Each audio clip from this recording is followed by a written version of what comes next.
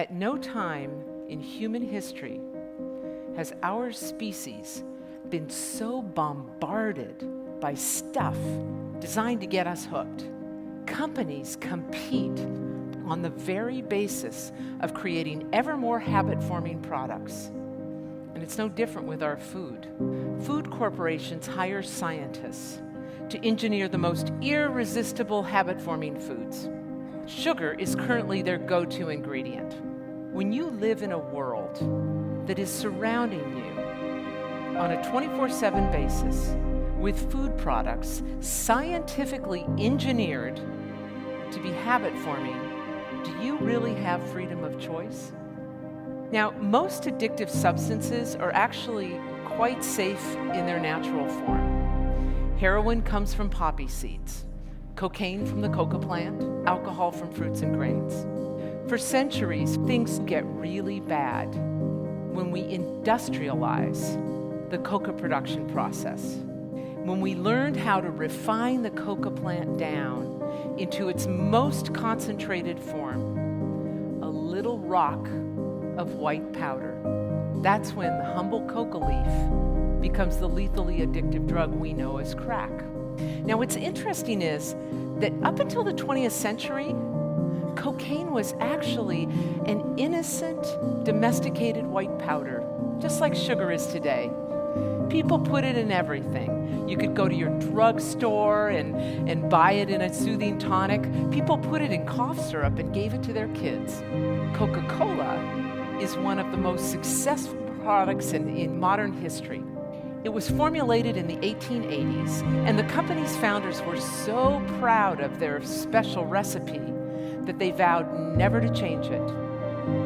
But at one time in history, the Coca-Cola Corporation was forced to change its recipe. That was in 1903, when the political current, the tide was shifting away from cocaine, eventually to make it an illegal drug. That's when Coca-Cola took the cocaine out of the Coke. Of course, they just replaced it with a different addictive substance, namely caffeine. So here you have it. A concentrated dose of sugar combined with a concentrated dose of caffeine. Double the pleasure, double the chances we'll get hooked.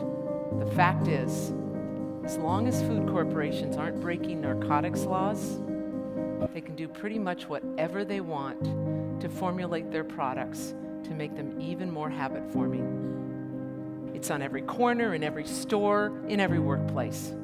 74% of the foods in your grocery store have sugar added to them, stuff that doesn't even taste sweet. Today, 1 out of 4 American teenagers is pre-diabetic or diabetic. Next is the appearance of whole new diseases that seem to come out of nowhere. The diagnosis non-alcoholic fatty liver disease didn't even exist until 1980. Again, a condition linked to heavy sugar consumption and poor diet.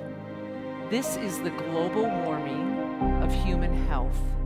These trends are warning signs like melting icebergs and rising sea levels. They're telling us that there's something very wrong with our food environment. Our food supply is making some of us very sick. Here's the good news. There is some good news. The solutions to this situation are easily within our reach. Now, everybody always says, educate the public in healthy choices, but we know that doesn't work. If it worked, then why would 48% of Americans still be drinking a sugary more a day? The fact is, I could say until I'm blue in the face, don't drink that stuff, it's unhealthy. You already know that. But when you live in a sugar-saturated environment, more often than not, you'll probably just reach for what's been put in front of you. And if it's a concentrated source of pleasure, a product carefully engineered with white powders to get you hooked, that puts a huge burden on you all the time to say no. And many of us don't. I understand we really would all like to believe that we're in charge, that we have complete freedom over what we eat. But how free can we be living in a saturated environment? One that continuously surrounds us with food products carefully engineered to get us hooked and keep us coming back for more. We can do so much better than this. We don't have to live in an environment that is rigged to get us fat and then blames us for the health consequences and the medical bills. We don't have to sit by and watch our children suffer from diseases of adulthood. We can re-rig this environment to make it safe. It's not about personal choice anymore. It's about our public choice.